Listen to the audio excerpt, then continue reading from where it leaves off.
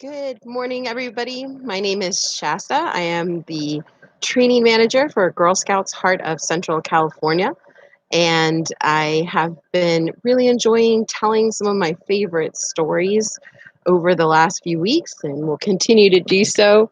Um, if you're new to Girl Scouts, welcome. And this is a story that I told a lot when people were spending the night outside under the stars. It's really a great story when there's a moon. So if you want, you can close your eyes and picture a moon, and whether you like it all nice and full or when it's in a nice crescent shape. But this is one that I enjoy telling. So a long time ago, there was no moon, and so it was really hard for people and animals to see at night. And they decided that they wanted to have some sort of light. And so they said, okay, who wants to go up and try being the moon? And so the bobcat said, oh, I'll try. I'll go up and be the moon. And so the bobcat climbed up into the sky and started shining down. And oh, it was so bright. It was just as if it was sunlight.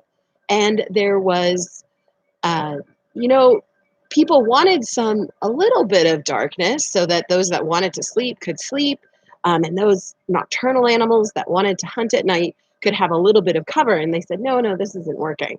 And so the bobcat had to come down. And then the mountain lion said that he would go up and try. And so the mountain lion climbed up into the sky and started shining down. And it wasn't too bright, but it made everything super, super hot. It was just as if it was the middle of the day in the summer in July here in Northern California, where it can be over 100 degrees, and it didn't cool off at all. And people just, oh, it was too hot. People didn't think that that was working very well.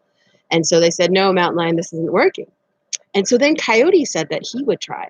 And so Coyote climbed up into the sky. Now, Coyote was known as something of a trickster. He liked to kind of play tricks on people, and he really enjoyed paying attention to what everybody was doing. And so at first it was okay. It wasn't too hot, wasn't too bright. But Coyote, he just couldn't keep to himself. He would look down and he would say, hey, those people are sneaking out. They're sneaking out of the back. Hey, that person is cheating. They're cheating at the game. Hey, they're kissing over there. Kissing. And he would yell over and over all night long. And it was disturbing everybody's sleep. And oh, it just really wasn't working for people. And so they made Coyote come down. And eventually they figured out something that worked well for the moon. But Coyote to this day is still a little upset about it. So every once in a while, when the moon is out, you can hear Coyote howling at the moon. Now, these stories that were told to try to explain something that was in nature are called pourquoi, which means why in French. So they're called pourquoi stories. And they try to explain why things happened in nature. And they were stories that people told for fun or for entertainment and just to try to explain the world around them. And there's a lot of stories that exist like this in many, many different cultures. If you really like pourquoi stories, I recommend How the Mosquitoes Buzzed in People's Ears. It's a book you can get, and there's a lot of other ones too. But that's a really fun one to read.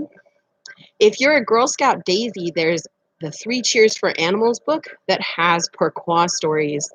And if you read through all of those, then you can be working on that journey or that award.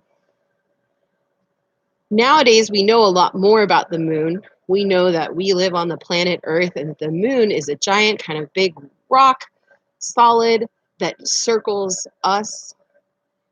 And depending on where we are, the moon looks different shapes. But it really isn't the moon is shining on its own. It's the reflection of the sun shining off the moon. And depending on where we are in relation to the sun and where the moon is in relation to us, we see it as different sizes, whether we see it full, all nice and big, or small.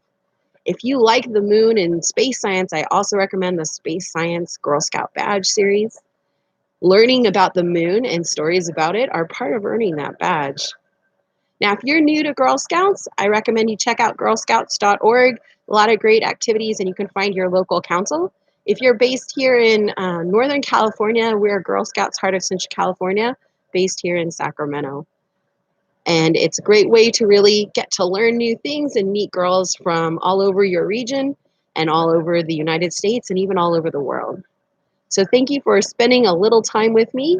This is one of my favorite stories, and I hope you have a wonderful day.